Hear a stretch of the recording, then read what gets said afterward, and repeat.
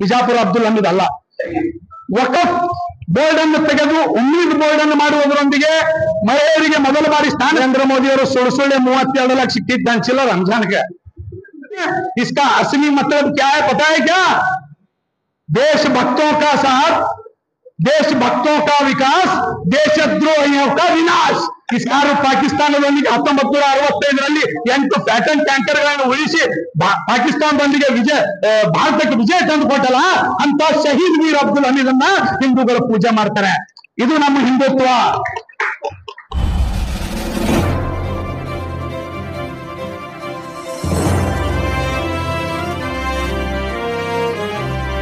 नमस्कार, मैं हूं शिवानी और आप देख रहे हैं बीजापुर एक्सप्रेस। चलते हैं खबरों की ओर।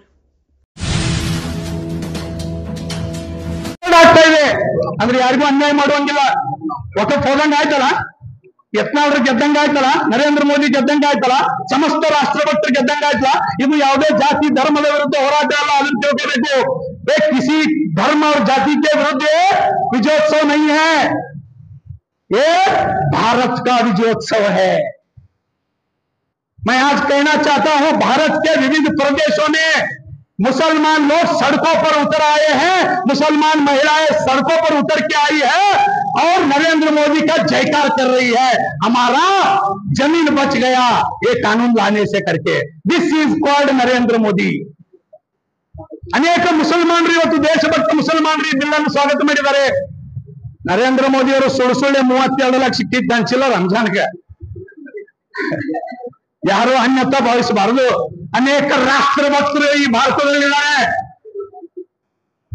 सबका साथ, सबका विकास, सबका विश्वास. इसका मतलब ये भी होता है, हमारा बसनगौड़ा पाटिल यत्नाळ कहते हैं, इसका असली मतलब क्या है पता है क्या? देशभक्तों का साथ, देशभक्तों का विकास, देशद्रोहियों का विनाश. इसका असली मतलब है. ಇದನ್ನು ತಿಳಿಸುವಂತ ಕೆಲಸವೇ. ಯಾವುದೇ ಧರ್ಮದ ವಿರೋಧಿಗಳಲ್ಲ, ನಾವು ದೇಶದ್ರೋಹಿಗಳನ್ನು ಮಾತ್ರ ನಾವು ವಿರೋಧ ಮಾಡ್ತೇವೆ.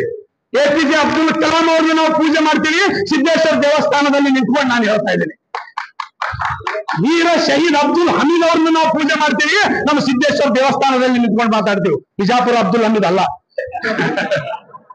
ಯಾರು ಪಾಕಿಸ್ತಾನದೊಂದಿಗೆ 1965ರಲ್ಲಿ 8 ಪ್ಯಾಟರ್ನ್ ಟ್ಯಾಂಕರ್ಗಳನ್ನು ಉಳಿಸಿ ಪಾಕಿಸ್ತಾನದೊಂದಿಗೆ ಭಾರತಕ್ಕೆ ವಿಜಯ ತಂದುಕೊಟ್ಟಲ್ಲ ಅಂತ ಶಹೀದ್ ವೀರ್ ಅಬ್ದುಲ್ ಹಮೀದ್ ಅನ್ನ ಹಿಂದೂಗಳು ಪೂಜೆ ಮಾಡ್ತಾರೆ.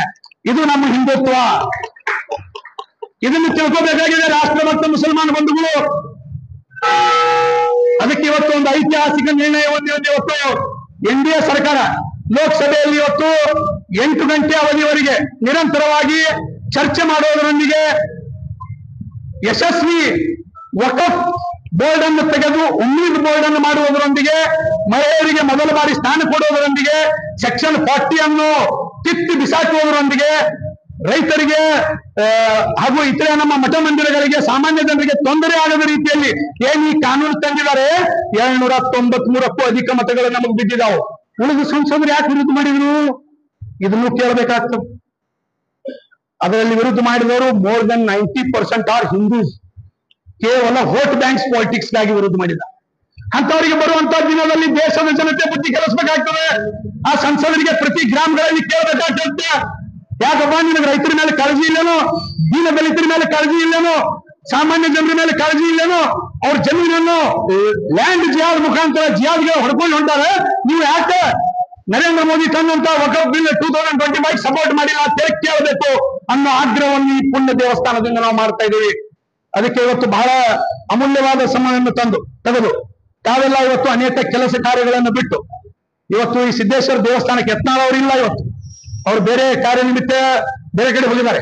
ಅವರ ಅನುಪಸ್ಥಿತಿಯಲ್ಲಿ ಕೂಡ ಯತ್ನಾಳರ ತೆಗೆದುಕೊಂಡಂತ ಐತಿಹಾಸಿಕ ನಿರ್ಣಯದ ಜೊತೆಗೆ ಇವತ್ತೇನು ನರೇಂದ್ರ ಮೋದಿಯ ಸರ್ಕಾರ, NDA ಸರ್ಕಾರ, ಮೋದಿಯವರ ಸರ್ಕಾರ ಲೋಕಸಭೆಯಲ್ಲಿ 8 ಗಂಟೆ ಚರ್ಚೆ ಮಾಡಿ ಬಿಲ್ ಅನ್ನು ಪಾಸ್ ಮಾಡುವಂತ ಒಂದು ಪ್ರಾಮಾಣಿಕ ಪ್ರಯತ್ನ ಮಾಡಿದೆ.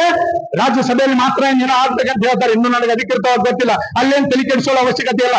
120 ಜನ ರಾಜ್ಯಸಭೆಯಲ್ಲಿ ನಮ್ಮ ಮೆಂಬರ್ ಇದ್ದಾರೆ, ವಿರೋಧಿಯವರದು 88 ಜನ ಇದ್ದಾರೆ. ಅಲ್ಲಿ ನಾವು ಪಾಸ್ ಆಗಿ ಆಗ್ತೀವಿ, ಗೆದ್ದೇ ಗೆಲ್ತೀವಿ.